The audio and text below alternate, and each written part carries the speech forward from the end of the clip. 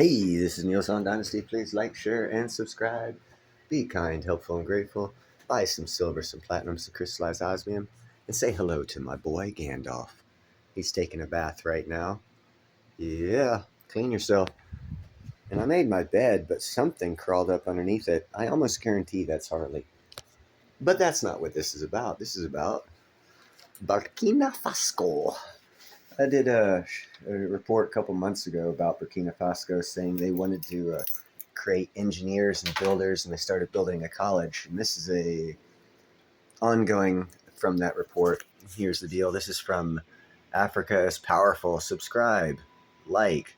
Don't give me a strike. I'm giving them full credit. Africa is Powerful. This is the report. Captain Ibrahim Traoré, the 37-year-old revolutionary leader of Burkina Faso, has yet again sent shockwaves from Russia, where stood before Russian President Vladimir Putin and delivered a speech that didn't just echo through the Kremlin's hallowed halls. It thundered across Africa, rattling the complacency of African leaders and shocking the West. This was no ordinary diplomatic address. It was a clarion call, a manifesto for African self-reliance, and a masterclass in redefining what it means to engage with a global power. Traoré didn't come to Russia cap in hand, begging for loans or aid like so many before him. No, he demanded something far more valuable, something that could forever alter the trajectory of Burkina Faso and inspire a generation of Africans. He demanded knowledge. Let that sink in. In a world where African leaders are often seen groveling for crumbs from the tables of Western or Eastern powers, Traoré, with the audacity of a lion, stood tall and requested the transfer of knowledge, the sharing of experience, and the tools to transform Burkina Faso into a hub of learning and innovation. The help you can give us is knowledge, he declared, his voice steady, his conviction unshakable.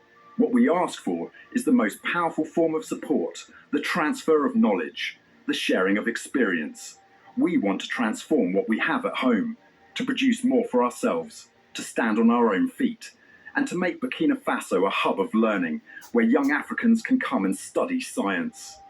Because here in Russia, you have deep wells of knowledge. You have produced great thinkers, scholars, and scientists whose work we still study today.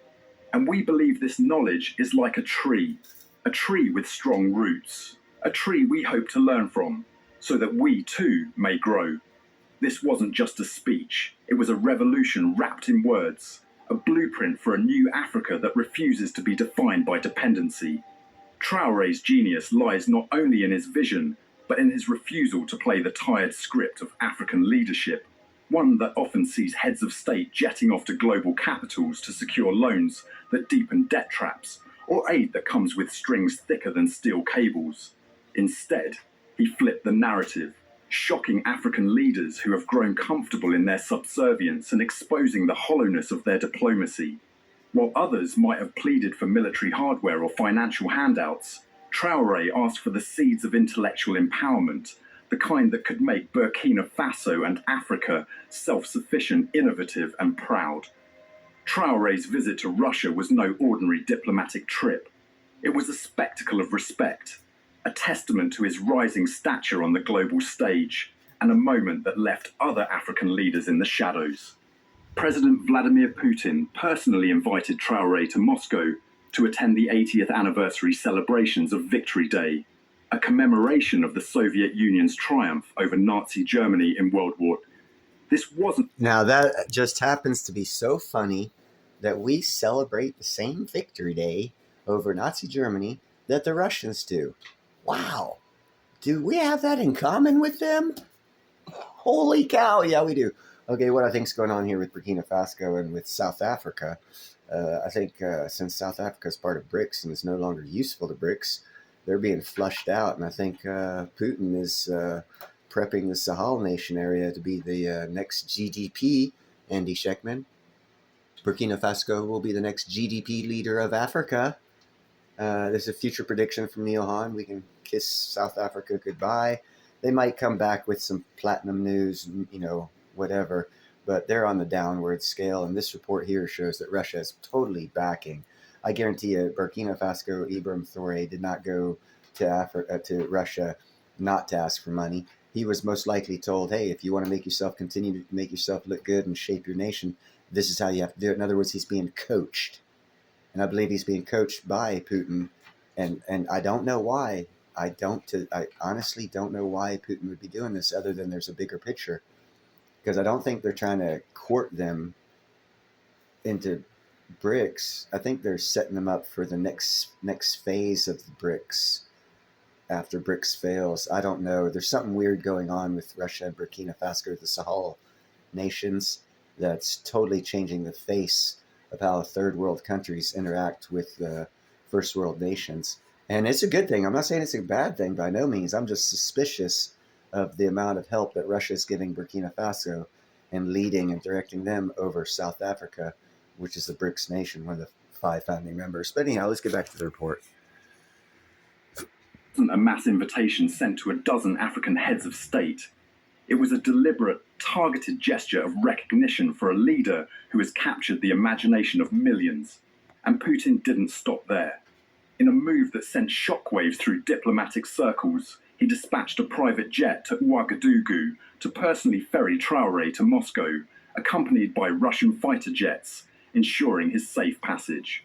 After the Victory Day parade and his... Now, in my opinion, and it's only an opinion, I have no facts to back this seems like what Russia is doing is they're telling the rest of Africa, because they only invited Ibrahim Traoré and no other leaders of Africa, it's a distinct signal to the rest of the leaders of Africa that Burkina Faso is going to be a leader on that continent in Africa in the near future, is my opinion.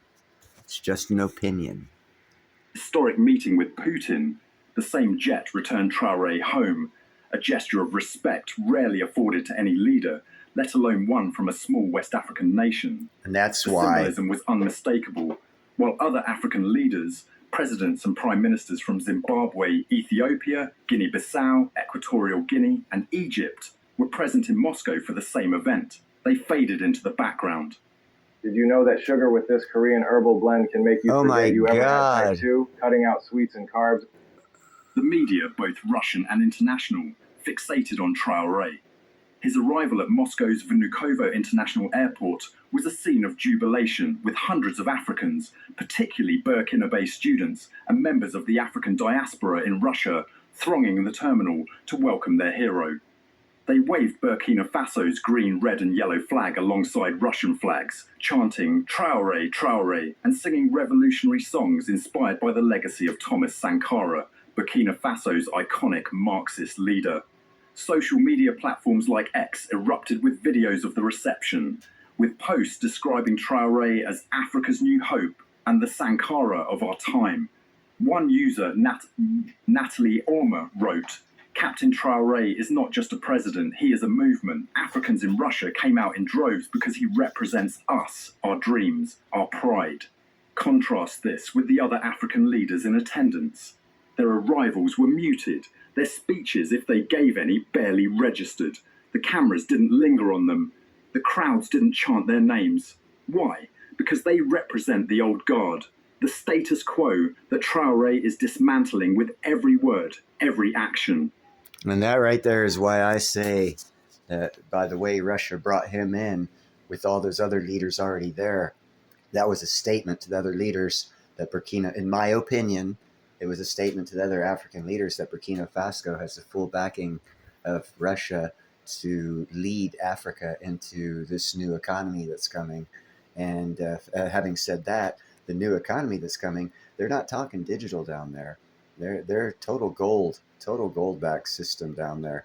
And that's very interesting because Russia actually has the BRICS system, which is a digital system, which is kind of confusing to me why Russia would be so backing of Burkina Faso when they don't have a digital system. They're still running on, actually, they just backed their whole system off of gold out of the ground from Burkina Faso. So did Mali, and I believe Niger as well.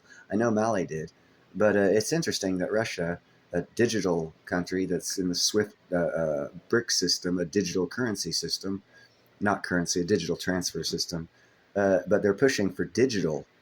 So it's kind of curious. It's like Russia's playing both sides, the digital side and the gold back side. So I'm kind of confused on the direction there. I think we're going to have a multi or a not bimetallic, but a dual monetary system, one backed by gold and a digital system. It's the only thing I can think of right now by the way Russia's acting. But Russia definitely put Burkina Faso ahead of every other African leader. And as you just saw in this report, if those other African leaders gave speeches, no one paid attention because they're irrelevant, which basically means that South Africa's out. Burkina Faso is the new leader for the future. It looks like that's the bet Russia's making.